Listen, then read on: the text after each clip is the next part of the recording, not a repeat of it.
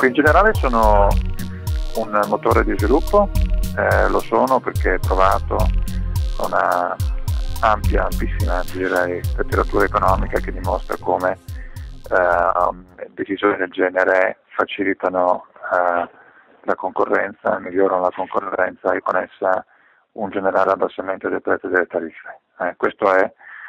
il principio generale e quindi anche in questo che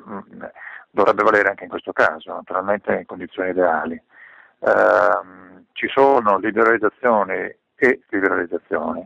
alcune hanno un forte peso, incidono molto sull'economia di un paese e vedremo questo governo cosa farà, mi riferisco per esempio all'energia, ai trasporti, le ferrovie e cose del genere, assicurazioni o banche, no? E altre formule, altre tipologie di liberalizzazioni, per esempio quelle nei servizi, certi tipi di servizi come quelli professionali oppure quelli dei taxi o delle vicolanti, per dire che non sono categorie che non sono protette da ordini o albi, ma hanno una loro nicchia di business anche importante. Non è esagerato il peso economico che hanno, ma è comunque hanno il loro peso. Aumentare le licenze dei tassisti, tra i tassisti, quindi il maggior numero di licenze,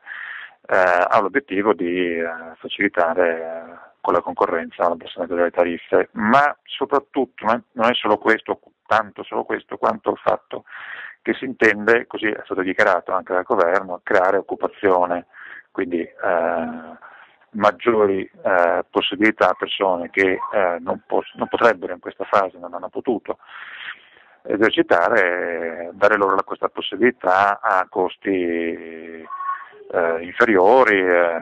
raggiungibili. Oggi una licenza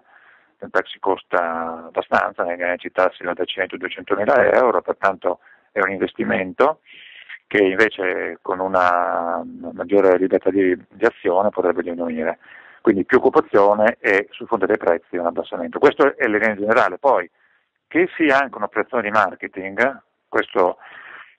ci sta, nel senso che essendo una categoria quella dei tassisti che in passato ha sempre vinto, opponendosi con molta fermezza, anzi a volte muovendo tensione sociale, è sempre riuscita a evitare forme di liberalizzazione nella propria categoria. Ricordiamo con Bersani ci furono Tafferugli, cosa che tra l'altro giorno si è più o meno ripetuta, a Roma soprattutto, quindi è anche un'operazione di marketing nel momento in cui si vuole andare a toccare e riuscire a ottenere un risultato laddove nessuno mai è riuscito. Allora se il governo Monti, anche magari con un compromesso, cosa che io penso verrà, cioè tra le cose che si chiedono e quelle che soterranno ci sarà una differenza, non ci sarà uno scarto, però forse anche così l'operazione di marketing consisterebbe nel fatto che sotto profilo economico sarà poca cosa, e lo è, perché parliamo comunque nel complesso di 30-40 mila tassisti in Italia, quindi non è una comunità enorme, ma sarebbe un risultato che il governo potrebbe far sempre presente dicendo ecco che sono riusciti a fare un qualcosa, quindi siccome sul fronte del lavoro, delle pensioni, cose molto ma molto più importanti e dolorose sono state affrontate, servirebbe questo per dire ecco ci muoviamo a tutto campo anche nelle enclave che altrimenti sarebbero irraggiungibili.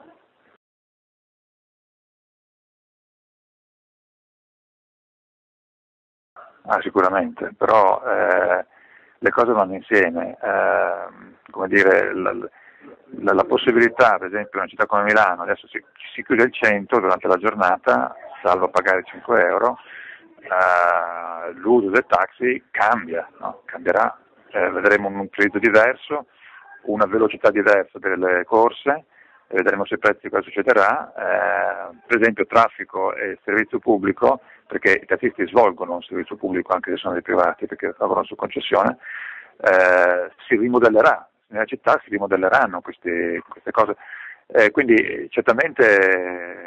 è chiaro che un eccesso di tassisti in un luogo, in una città dove ci si è già intasati, non migliorerebbe di per sé, ecco, sotto il profilo del traffico, anzi lo peggiorerebbe. Però bisogna vedere come si rimodellano queste cose.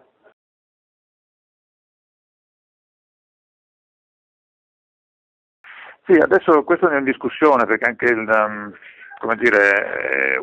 sul valore delle licenze sarà uno dei punti che verranno trattati in questi incontri dei prossimi giorni, governo tassista, rappresentanze dei tassisti. Il fatto di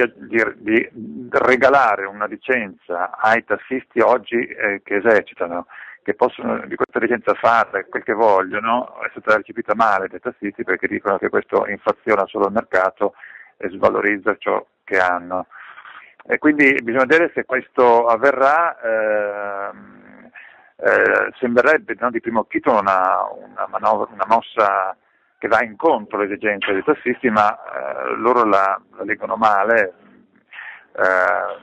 perché il fatto che loro poi con la seconda licenza la possono andare in affitto, la possono andare ad altri, ne possono fare un utilizzo diverso, non è vissuta come qualcosa di praticabile.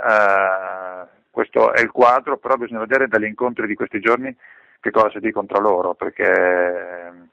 sono molto agguerriti, pertanto bisogna vedere.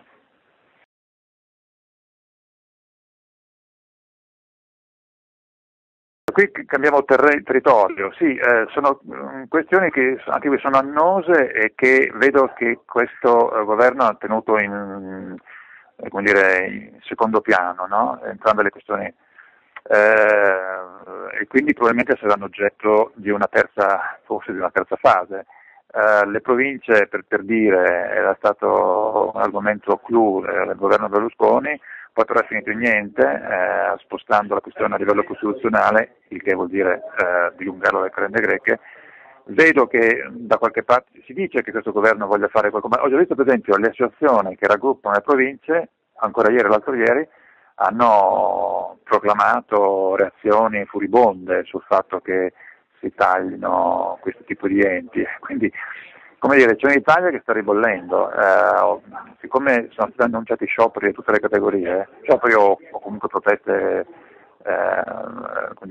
molto vivaci, sia gli avvocati, i medici invece di base che vogliono scioperare, i tassisti, ma vedo anche altre categorie, quindi davvero, come dire, saranno settimane calde.